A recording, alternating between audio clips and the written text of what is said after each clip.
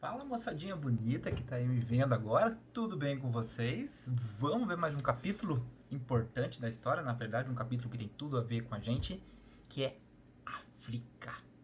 África. Nossa, vamos dar uma olhadinha nesse povo que ajudou a formar o povo brasileiro. Vamos dar uma olhadinha de que forma que eles ajudaram a desenvolver toda uma história que é marcada por riquezas, por poder, por dominação, mas por também por escravidão. Mas antes vamos começar por um tema.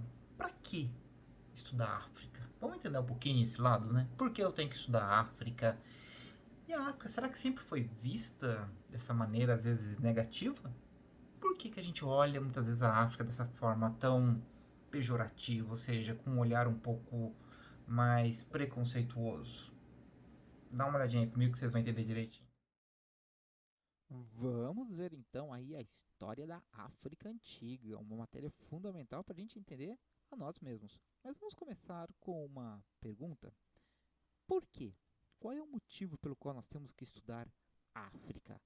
Pessoal, são vários os fatores. O primeiro, eu vou começar por um, não é o mais importante, porém, uma questão que a gente tem que entender é que existe uma lei que obriga o ensino da cultura afro nas escolas e da história dos povos africanos. Além disso, a gente também tem que ter consciência que a gente não pode ficar focado apenas no estudo de Europa. A gente tem que entender que existe uma história e uma visão fora da Europa. Daí, seria fundamental nós entendermos aqui a história da África. Além disso, não precisa dizer para vocês que ela faz parte da formação social do povo brasileiro. Nós somos, boa parte, afrodescendentes. Essa frase eu acho muito interessante.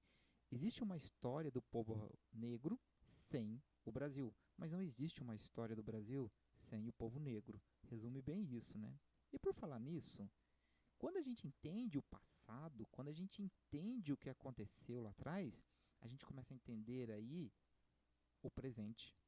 E isso pode nos nortear as nossas opiniões. E a gente entender o que acontece hoje é fruto desse passado. Além disso, ela faz parte totalmente da nossa cultura. Muitas palavras que nós usamos hoje vêm da cultura africana. Principalmente no Nordeste, religiões afrodescendentes e a culinária africana ela é muito presente. Entender e respeitar essas culturas diferentes é fundamental para a formação do nosso povo. Quer ver uma coisa que muitas vezes está muito mais próximo aí do seu cotidiano? O samba, a capoeira. Capoeira que até um tempo atrás era crime, não se poderia dançar, praticar, jogar capoeira. E hoje é um patrimônio nosso. Agora, quais as visões que temos quando a gente fala de África? O que vem à tua mente quando a gente fala de África? São coisas boas ou não tão boas? Bem, infelizmente, quando a gente ouve falar de África, geralmente está ligado a assuntos ligados à fome, à pobreza, a uma violência muito forte. E quando não traz esses aspectos negativos, geralmente a gente ouve falar de África pelos seus aspectos naturais. Agora, por quê? Por que acontece isso? De onde que vem tantos pensamentos tão estereotipados, ou seja, tão marcados do povo africano? Boa parte disso, gente, está ligado com a mídia, com a imprensa, com os filmes, que geralmente nos traz informações que focam nesses aspectos. Dificilmente a gente vê noticiários de África mostrando sobre a riqueza, sobre o seu desenvolvimento ou sobre as suas qualidades. Existe pobreza? Existe, não estamos negando isso. Existe um aspecto geográfico marcante? Sim, mas relegar a África e dizer que ela é somente isso é um erro muito grave. Tanto é que nos faz voltar a visões antigas que se tinha da África. Se olharmos um pouquinho mais para trás, a gente vai ver que existiam relatos antigos que já traziam essa visão negativa de África, como de Duarte Pacheco, num documento chamado de Esmeraldo de Cito Orbis, onde ele descreve o povo da província de uma região chamada de Tum, dizendo que e os moradores desta província têm rosto e dentes como cães, e rabos como de cão, e são negros, de pouca conversação, que não querem ver outros homens. Ou um dicionário medieval fala de uma tal de blêmias. O que seriam as blêmias? Seria uma antiga tribo nômade da Etiópia, ou seja, na África, que era mencionada pelos escritores romanos. Então essas blêmias eram seres que não possuíam cabeça. Seus olhos e boca estão no peito. E os europeus, ao irem para a África, acabaram alimentando isso com desenhos que vocês podem observar aqui. Veja, Henricus Petrus, em 1544, teria descrevido a população africana.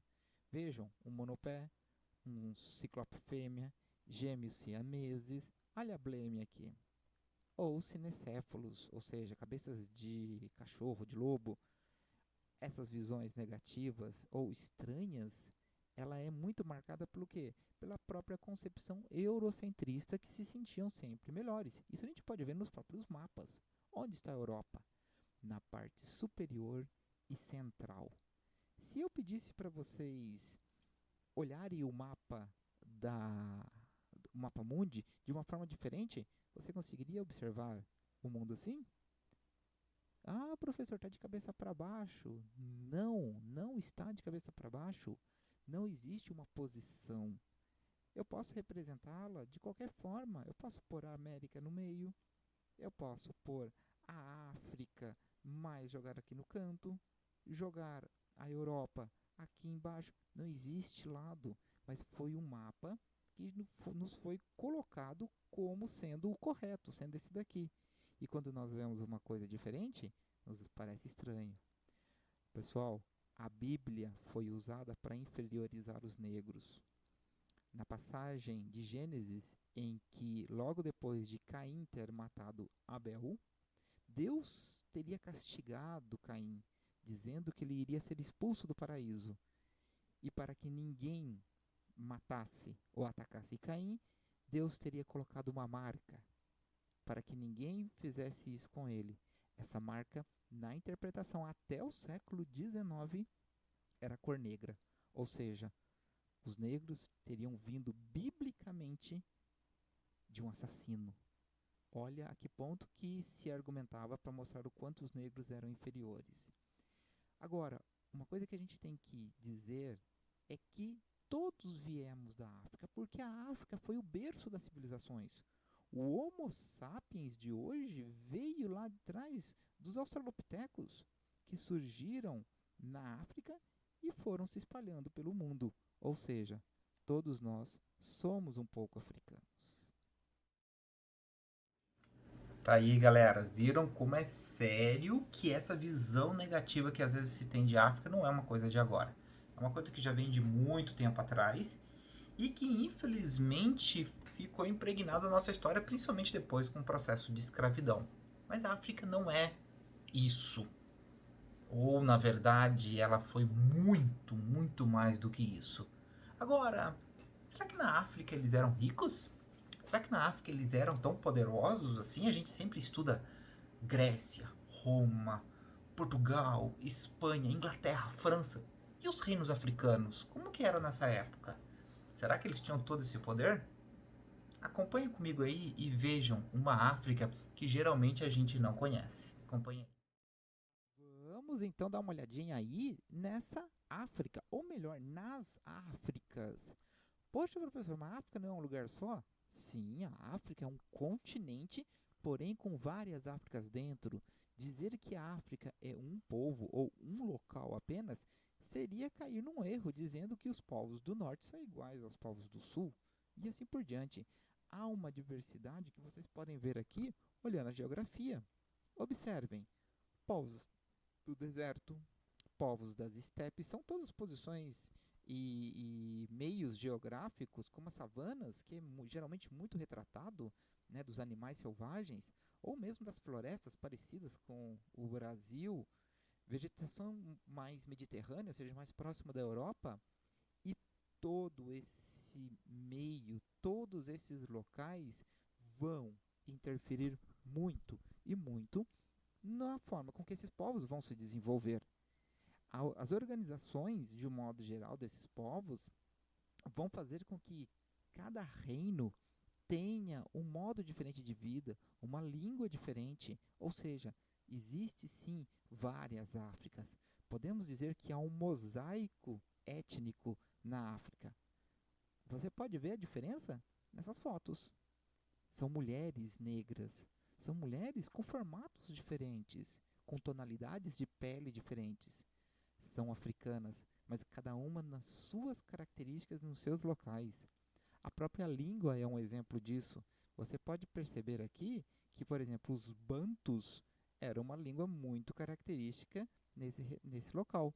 Era mais ou menos como o latim, que deu origem a outras línguas, ou próprios sudaneses, e assim por diante. Ou seja, são várias Áfricas. Agora, essas Áfricas, elas foram formadas por muitos e muitos reinos. Podemos citar algumas principais? Dá uma olhadinha aqui, como por exemplo o Egito. Egito é a África e foi um reino tão importante. Podemos citar aqui embaixo o reino de Kush e Aksum, na região da Etiópia. Podemos falar aqui do reino de Gana, o reino de Mali, o reino de Songhai, ou o reino do Congo, ou mais ao sul, com o reino do Zimbábue. Todos esses reinos têm como principais características o fato de terem sido muito fortes comercialmente, terem tido riquezas enormes, terem sido muito poderosos. Para vocês terem uma ideia, esses reinos aqui eram mais ricos e mais poderosos do que os próprios europeus nas suas épocas. França, Inglaterra, Portugal e Espanha não chegavam aos pés do nível de riqueza desses locais. Porém, o nosso foco de estudo agora vai ser essa região, a região que nós vamos chamar de África Atlântica. Por que nós vamos ver isso? Porque boa parte da população que veio para o Brasil se encontrava nesta região. Teve, sim, povos de outras localidades, mas a nossa origem está muito aqui, na África Atlântica. Porém, é importante a gente entender, para compreender aqui como eles viviam, dar uma olhadinha um pouquinho mais aqui. Os muçulmanos dominavam as rotas comerciais nesta parte. Eles já tinham dominado territorialmente e o comércio fazia parte deles. Ou seja, os povos da África Atlântica faziam constante comércio com eles, passando principalmente aqui por essa região, que é uma região de deserto, é especificamente o deserto do Saara, onde os camelos atravessavam levando as diversas riquezas como ouro, joias, especiarias. Geralmente a gente pensa em especiarias somente lá nas Índias, mas não, tinha especiarias aqui também. Sal, que era um produto muito cobiçado, e um dos principais meios de comércio, que era o tráfico humano. Pois é, a África vendia sim muitos negros. Nossa, professor, o negro escravizava o negro? Exatamente. Os grupos que aqui viviam, as tribos que aqui viviam, nem sempre eram amigas. E elas entravam em guerra. Ou seja, vender os povos dominados era algo bastante lucrativo. Bem, dos principais povos que viviam aqui, vamos destacar alguns, como por exemplo o Reino de Gana, está aqui, principal cidade com Bissalé. Vejam que estão próximo aqui ao rio Níger. Tem um documento de 876 de um cronista muçulmano, Yaqub, que ele dizia o seguinte: o Reino de Gana é um grande rei. No seu território encontram-se minas de ouro e ele tem sobre sua dominação um grande número de reinos. Próximo aqui ao rio Níger, eles estavam bem em cima de uma enorme mina de ouro, numa enorme reserva de ouro. Isso fez com que eles tivessem tantos lucros e tanto desenvolvimento. O rei acabou se convertendo ao islamismo e acabava cobrando impostos aqui e desenvolvendo cada vez mais o comércio com aqueles povos mais do norte. Isso tudo fez com que o Império de Gana se desenvolvesse bastante, mas também caísse nos olhares de outros povos, como por exemplo o povo de Mali, que chegou a dominá-los em 1203. O reino de Mali, percebam que ele ampliou bastante, é só comparar. Olha o que era o reino de Gana e agora veja o que já é o reino de Mali. Os malinques, moradores de Mali, passaram a ter controle não só das reservas auríferas, ou seja, de ouro, mas também das rotas comerciais. Também se converteram ao islamismo, fazendo comércio com os povos do norte e também cobravam impostos. Uma curiosidade do reino de Mali que nós temos é que foi daqui que surgiu aquele que é considerado na história o homem mais rico de todos os tempos. Ele é nada mais nada menos do que Mansa Musa. Esse é um mapa europeu, espanhol mais especificamente, onde traz a imagem de Mansa Musa com uma pepita de ouro sentado num trono e tudo adornado de ouro. Mansa Musa, para vocês terem uma ideia, fez uma peregrinação a Meca e no meio do caminho ele foi distribuindo ouro para a população. No Egito, ele deu tanto ouro, que o ouro passou a perder valor no Egito. Por 12 anos, o Egito teve uma inflação enorme, porque todo mundo tinha ouro para comprar as coisas. Um outro cronista, Al-Omari, no ano de 1349, da época cristã, teria contado: quando da minha primeira viagem ao Cairo, ouvi falar da vinda do sultão Musa, e encontrei os habitantes do Cairo todos excitados a contarem as largas despesas que haviam visto fazer às suas gentes. Este homem espalhou pelo Cairo ondas de generosidade. Não deixou ninguém, oficial da coroa ou titular de qualquer função sultânica, sem receber dele uma quantia em ouro. Que nobre aspecto tinha esse sultão, que dignidade e que lealdade. Ou seja, o homem mais rico da história. Só que com a morte dele, os filhos não conseguiram dominar, administrar o território, o que fez com que o reino caísse na mão de um outro povo, o reino de Songhai. Passou a administrar essa região e que também, como os outros povos, se desenvolveram dentro do islamismo, passaram a desenvolver um exército muito forte e a explorar não só o ouro, mas também o sal. É muito interessante que também teve um homem muito rico, Askia Muhammad, que também fez a peregrinação. Não esbanjando tanto como Mansa Musa, mas que também respeitava os outros povos que quisessem ser muçulmanos.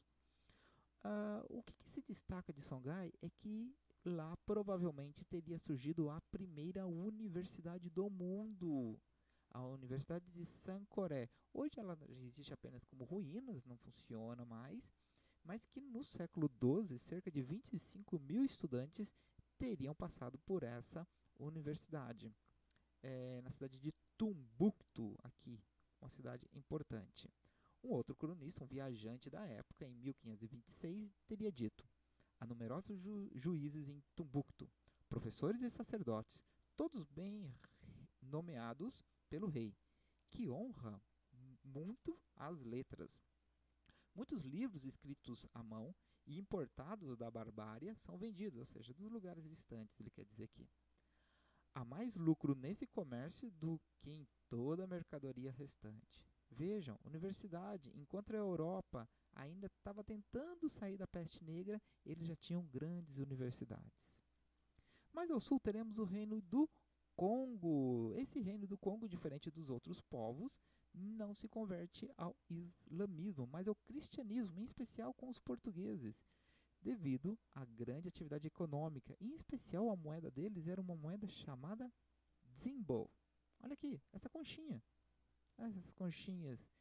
Com elas, os portugueses tinham bastante acesso, inclusive aqui na costa brasileira, eles fizeram dessa região um grande ponto de comércio. Um exemplo bem claro é o contato que os portugueses tiveram, em especial com Diogo Cão, que teria entrado pela primeira vez aqui pelo Rio Congo e feitos contatos até hoje há marcas de descrições dele nessa região. E qual era o maior interesse dos portugueses nessa região? O comércio. Mas não era o comércio qualquer, era o comércio de escravos. É a partir daí que nós temos a maior relação com a história do Brasil. Pois é, hein? Até o homem mais rico da história viveu na África, né? Geralmente a gente não conhece essa história, mas ela é muito interessante, ela é muito importante a gente saber.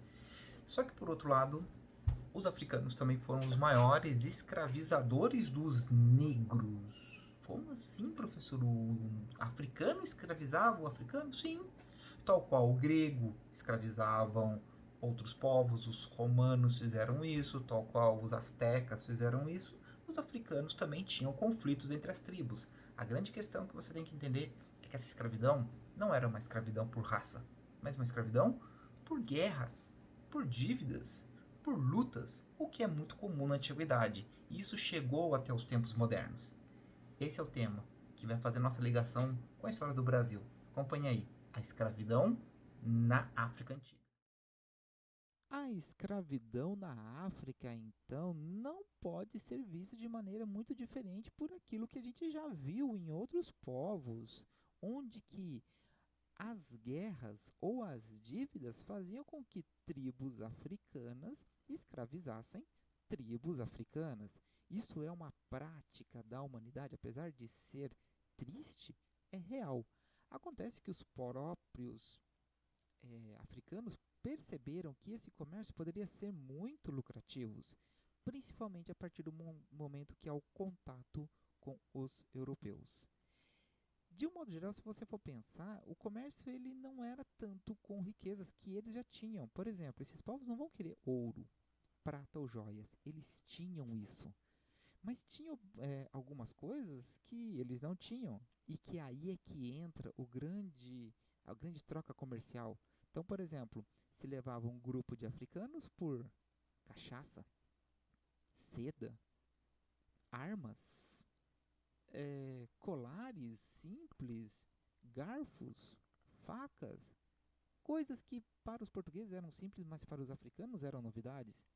Ou seja, o africano em si não tinha tanto o objetivo do lucro, mas de obter materiais que não eram tão comuns a eles. E isso vai fazer com que esse comércio entre Portugal, Europa de modo geral, África e América se desenvolva cada vez mais. Só que o que é mais importante você destacar aqui, meu querido? Que o comércio de africanos não era um comércio feito por raça. Não faz sentido um africano escravizar o outro porque ele é africano, mas era uma escravidão por conta de conflitos, de guerras. O europeu compra por uma questão de raça, por considerá-lo inferior, né? Diferente dessa visão africana que se tinha. Para podermos analisar, o grande número de negros que vieram para o Brasil se encontra aqui. E dá uma olhadinha no gráfico, na tabela. Percebam, a grande maioria dos negros que vieram para a América vieram para o Brasil, a América Portuguesa. Se somarmos os outros, nós vamos chegar aí que vamos chegar próximo do que foi vindo para o Brasil. E da África para o Brasil é muito interessante que foram criados feitorias, pontos que hoje são locais históricos para não se esquecer daquela história, como o Castelo de São Jorge da Mina, em Gana, onde que aqui os negros ficavam esperando para ser embarcados para um horizonte que não sabiam direito para onde era. Em Benin se fez a Porta do Não Retorno. Para vocês terem uma ideia, era muito curioso que um navio, quando ele chegava para buscar esses negros, né, os famosos navios negreiros, eles eram levados e juntos iam tubarões, porque sabiam que de tempos em tempos corpos seriam jogados, corpos que iriam morrer, corpos que iriam ser jogados porque poderiam contaminar os outros.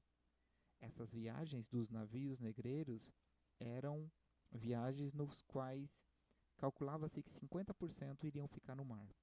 Perceba que uma réplica do que era, vejam, cada tracinho é uma pessoa. Era comum se dizer que cabia-se mais, tinha mais espaço dentro de um caixão para um defunto do que para um negro no navio negreiro. Essa viagem era uma viagem de morte, e aqueles que chegavam traziam consigo muito sofrimento e sabiam que isso não iria acabar apenas no mar. Para nós concluirmos, é bom refletirmos. Os descendentes no Brasil, nós não viemos de escravos, mas viemos também de guerreiros, reis e rainhas africanas. Ter orgulho das suas origens é fundamental para que a gente possa construir cada vez mais uma sociedade melhor.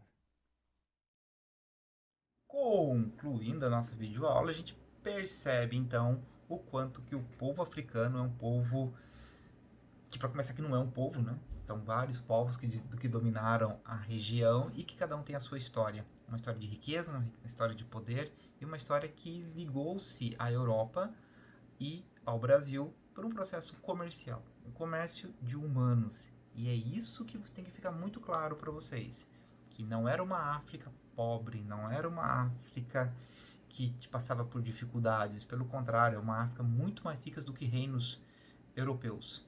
Porém, um comércio que era comum na antiguidade vai trazer essa história para o Brasil, essa história do povo africano. Tá aí, gente? Espero que você tenha entendido. Bye, bye. Tchau, tchau.